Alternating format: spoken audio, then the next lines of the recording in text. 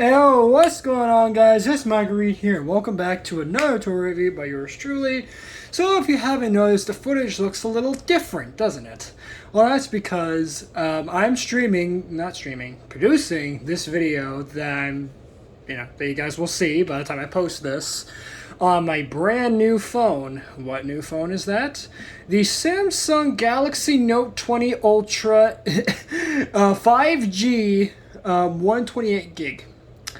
Yeah, so in other words, the latest Samsung phone. Because yes, if it wasn't obvious by the name of the phone, I am no longer an Apple user. Thank God, because Apple's been getting really crap lately. So now I'm officially a Samsung user. Yes, you can all applaud me in the comments now for not having a friggin' Apple anymore. And let alone a really outdated phone, an Apple iPhone SE. But still, I'm on a new phone, so I'm trying out some new footage. Do let me know in the comments if you guys are enjoying the new footage, and I believe this camera can go up to 8K on this thing, which I've heard is like some of the best visual resolution you can get on a camera, especially for a phone camera. But anyway, enough about that. Let's get into the actual product review that you guys came here for. Yes, they didn't come here for a phone review. You guys came here for a toy review, so let's bring the product in, shall we? This is Bakugan Geogan Rising. Darkest Hyenix. Yes, this is one of the brand new Geogun for Wave 1 of Geogan Rising. So right here on the box, we do have a nice art render of Hyenix right there. Or right there, I should say. Right there. He does look very, very nice. And if it wasn't obvious, he is a werewolf-hyena hybrid, is what he's supposed to be. So there you go. You have Bakugan Geogan Rising logo right there. You have Darkest Hyenix labeled right there with the Geogan logo down there. And then you have your traditional stuff, more ways to play, and it's in a different language, and then just your standard fiery backdrops. Flipping to the back of the box, we do have Darkest Hyenix. We get a nice CG render of the actual product itself, with Geogan Rising right there, the Baku Fan Hub, which of course you can always check that out. Bakugan Gate card includes the 1 Geogan, 2 ability cards, 1 Gate card, and 1 Bakugan Toy Battling Rule Sheet. So there you go. Pretty much the same stuff as per usual with these Bakugan releases these days. Very, very nice. So at the bottom here, we do have the other products in the line. Arachnia, Stinger, Talon, Montrapod, Titan King, Hyenix again for some reason, and Diamond Talon, even though it doesn't show that it's Diamond, but okay, I guess we have to take its word for it. Well, that, and if you've seen my original review of my very first ever Geogan Rising product review level on my first Geogan, Diamond Talon, then yeah, you can clearly tell the difference. And plus, you'll see the difference even more once I actually get to the product review of Talon, because I do have the original Talon. I just need to find a place and a time to actually review him. But anyway, so let's take a look at the cards itself before we get to Hyenix. So first up, we have the Gate card, which of course is your standard fare of Gate card. Flip it over, and we get a nice CG render. I believe that is Trucks. Yes, I'm fairly certain that's Trucks with the, I believe that's the Twin Thruster. I think that's what that's called. I can't remember what the name of that Baku gear is. It's been a while since I've checked out Armored Alliance, so my knowledge is a bit rusty on that. But anyway, so we have our standard stats here for different boosts you can get when you land on this card. So you get a negative 200 for Pyrus, 700 for Aquos, 700 for Ventus, negative 200 for Chaos, 700 for Orlus, and negative 200 for Darkus. So I think it's pretty obvious what kind of brawler's going to use this card. And a little hint, it's the ones that aren't with the negative in front of them. So there you go. So there's your Gate card. We can place that off to the side there. You want to take a look at the character card, which is Hyenix. And again, very nice art render of Hyenix. As you can see, he is very, very interesting in his art design.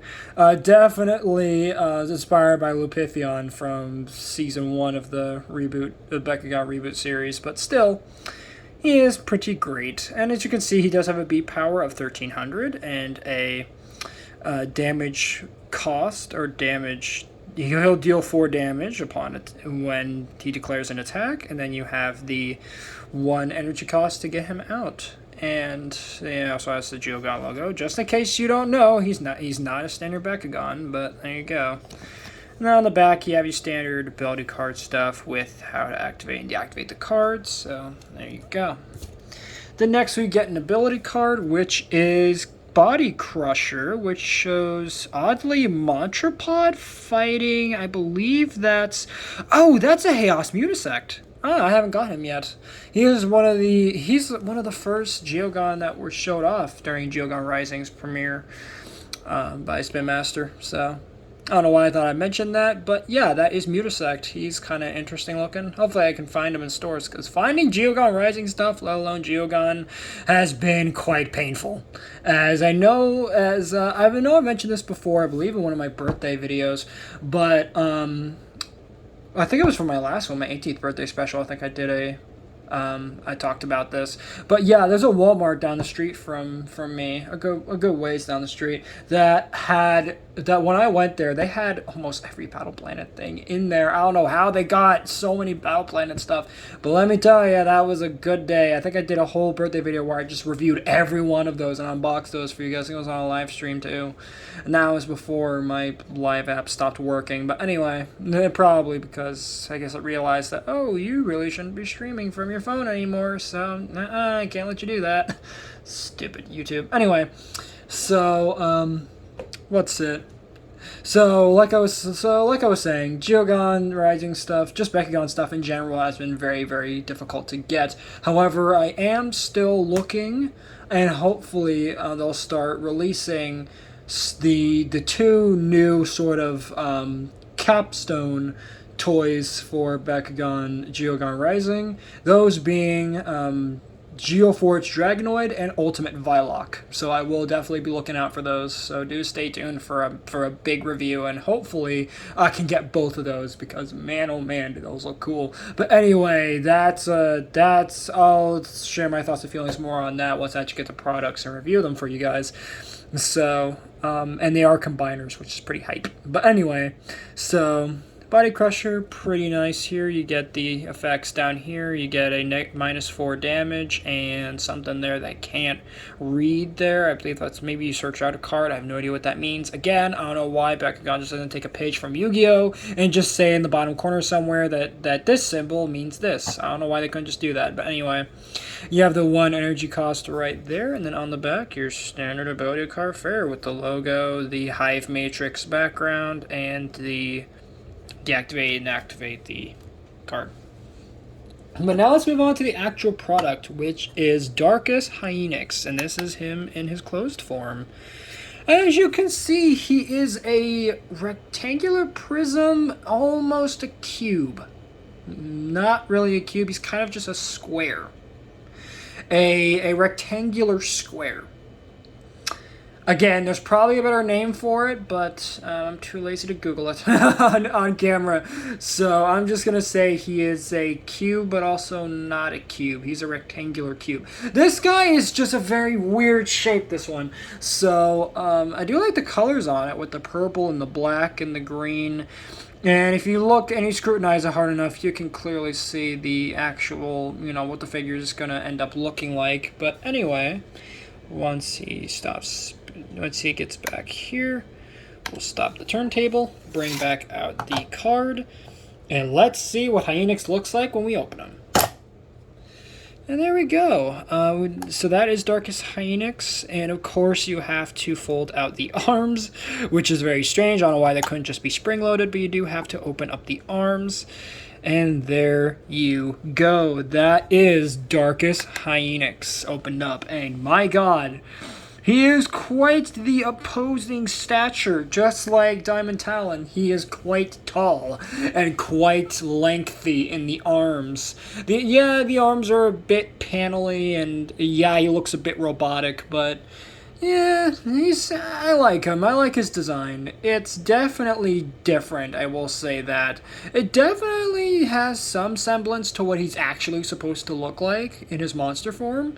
But in his toy form, he's not bad. And he definitely, in some areas at least, not all, but some areas, he definitely looks like this werewolf hyena hybrid that he's that he's supposed to be.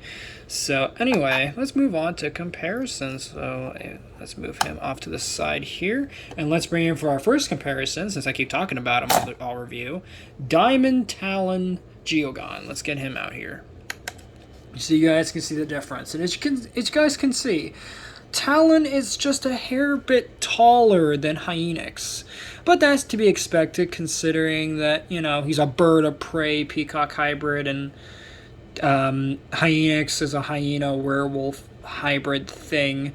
So there you go. Quite nice looking, these two. So let me just see if I can speed this up a bit. There we go.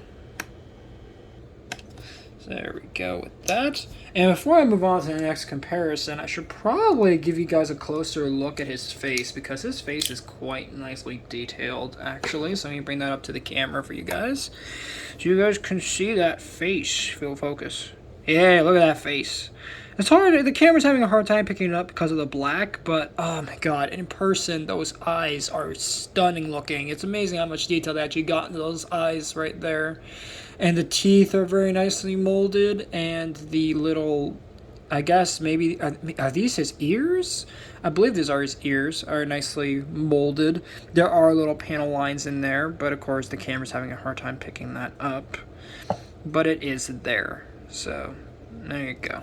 That is Hyenix's detail right there, the most notable detail. The rest of it's really, you can pretty much see what he looks like just from the distance camera perspective that I have going on here.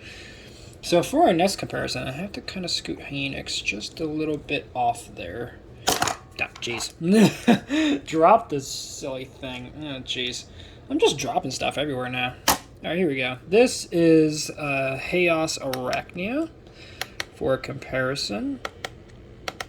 And as you guys can see, they do look quite good together. Obviously, as I keep saying whenever I compare any other Geogun to Arachnia, Arachnia is going to be smaller.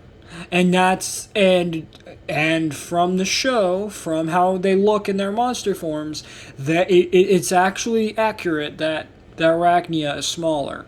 I don't know why she's smaller, but she is. and yeah, it's very, very odd because the most of the other cast of Geogan are like big titan creatures, and then we just have Arachnia as just this relatively large but not stupidly large spider humanoid centaur looking thing. So very, very strange indeed, the design choice for that one. For our next comparison, let's bring in our other darkest Geogan, and my last Geogan, at least for now, until I actually get the other Geogan from storage and, decide to review those. So, hint, hint, there are more of these, obviously.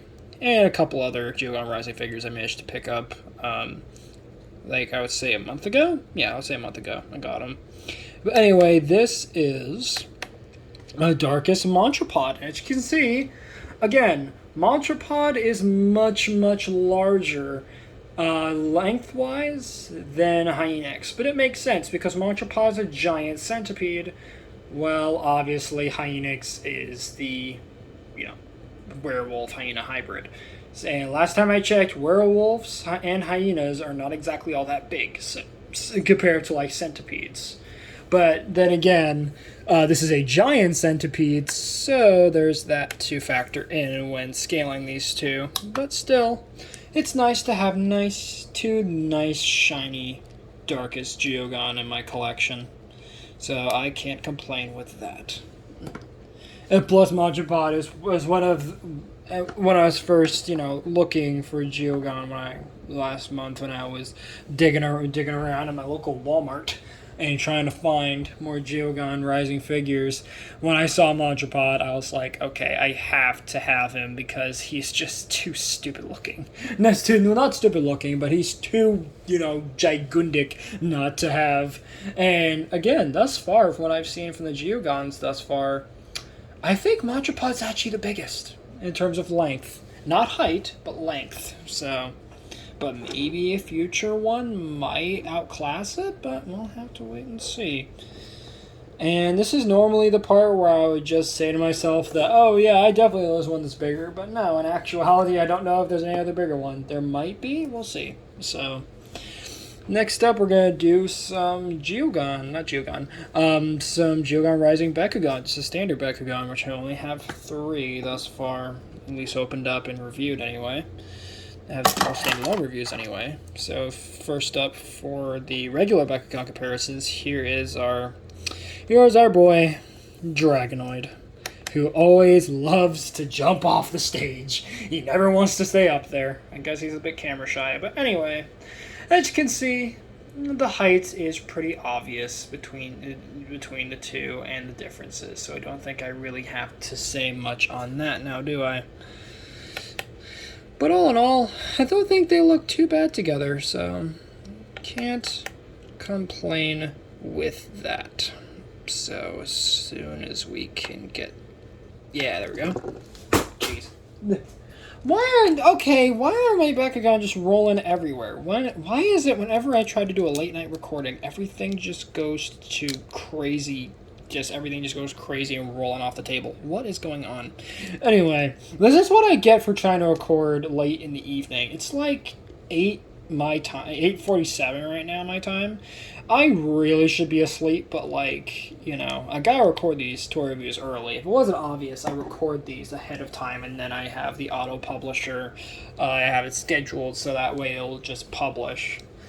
So, which I don't know if you guys knew that, but I do utilize that. I know that not many YouTubers utilize it, but so I guess I'm kind of the rare breed that actually uses the feature. But anyway. And also YouTube, just side note, please don't get rid of the feature because, I really enjoy the feature, and it definitely makes getting these tour reviews out much more effectively rather than having to record them and then have to, figure out where I'm going to put them in the shamoofle of a schedule. But anyway, for our next comparison, let's bring in Darkest Demork Ultra, who is so far, if the head would actually stay right, there we go, is actually one of my favorite of the standard Bakugan releases for Geogan Rising, and again, the differences are obvious, so I'm not even going to bother stating the obvious here, but still, it's nice to have 2 Darkest Bakugan together, and, technically I have 3 for Geogan Rising if you count Montrapod and, of course, Hyenix now, so... I will say that there is going to be a 4th one, and I'm not going to say who it is, but there is going to be a 4th darkest Bakugan that I'm going to do a solo review of and comparisons for in the future. I'm not going to say who it is, but I'm just going to make a little hint for my Bakugan fans. It is the rival of Dragonoid. That's all I'm going to say. That's all I'm going to say. But other than that, I'm just not going to reveal it because it's a rather hype reveal, at least for me, to bring to you guys. And I'm excited to share with you that particular figure. But anyway... Next and last of the standard Bakugan releases I have for now, until I get some others out for solo reviews. Once I figure out a place and a time to actually get them out, obviously. And once I get Hyenix in a nice position, here we have Fenica Ultra for our next and last comparison. And again,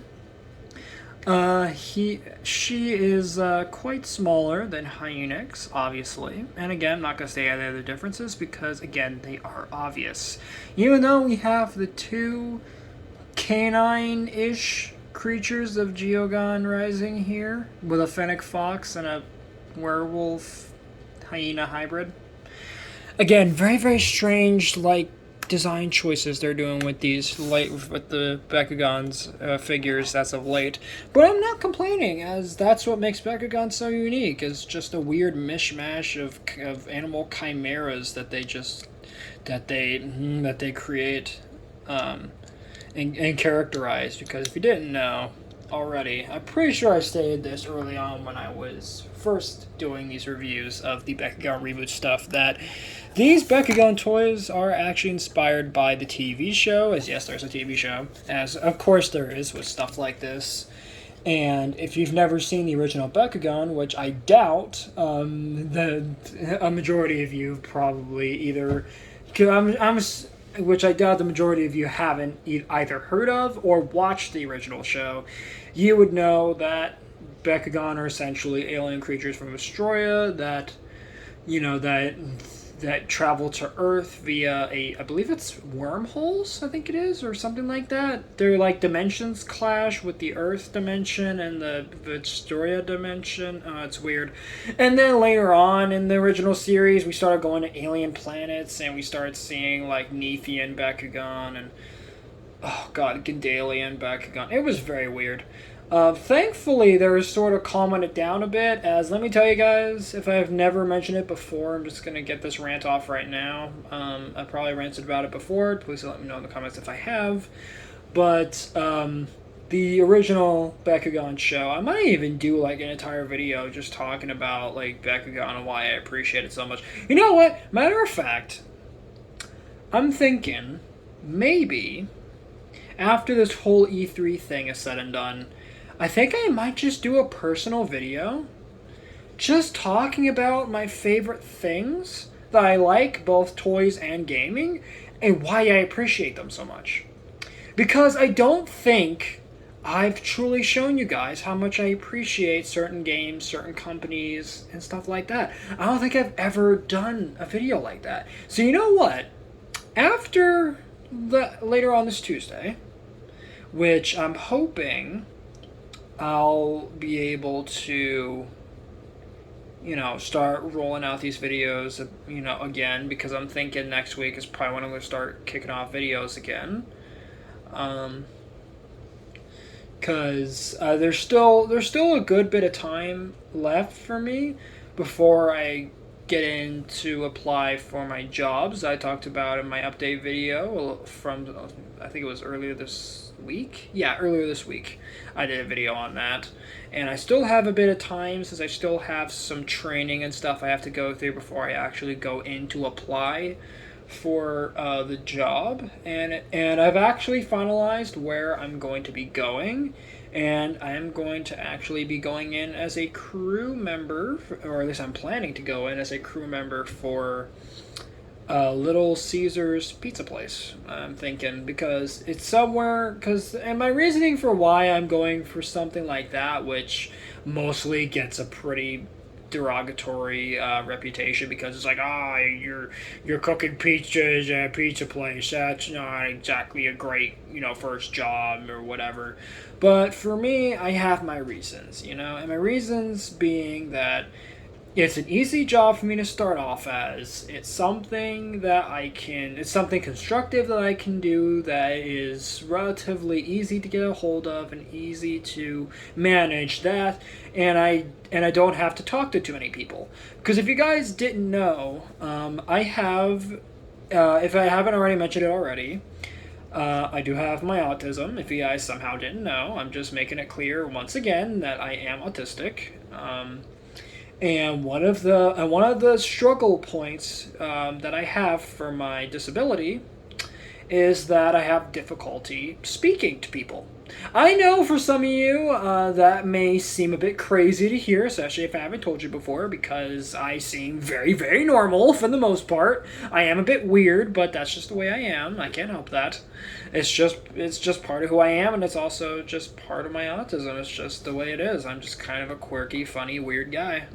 But that's what makes me likable, right? At least I like to think that is. I don't know how I got into this whole tangent, but I'm gonna quickly wrap things up by saying I just have difficulties talking to people because of my autism, and That's going to be eased, and the less people I get to talk to, the better I'll have socializing in the workplace and stuff like that. Plus, I can make some money whilst I'm doing all that, and I can start, paying for better filming equipment. Maybe I might be able to get some new stuff for my backdrop. Maybe I could get some, because I was thinking about getting some posters for my backdrop. I was thinking about getting some posters, in particular Metroid posters, obviously. Because you guys know, big Metroid fan, I have to have something Metroid in my background. And for a while, I've been really liking my little throw pillow I've had in the background of the Samus Return Samus Aran art. But, still, it's rather interesting that it's rather shocking to me that I still haven't found or even considered getting posters for my backdrop yet, as I should do that. And of course, improve my camera. But then again, I'm not really in the market to be getting a camera for my PlayStation. I don't even know if they sell like third-party cameras for the PlayStation 4, but if they do, I'll definitely see if I can get one that has decent quality and that's at a good price, and I'll definitely get that so that we can get that nice, crisp video quality that you guys are probably all want from the face cam side of things. But anyways, I think that's going to wrap up this review at this point. I think I'm going to save the rest of my thoughts and feelings and talk about all the, stuff that I want to talk about in, I think I'm going to do it on Tuesday. On Tuesday, I'm going to make the video. And I think I might either post it later on that day or Wednesday.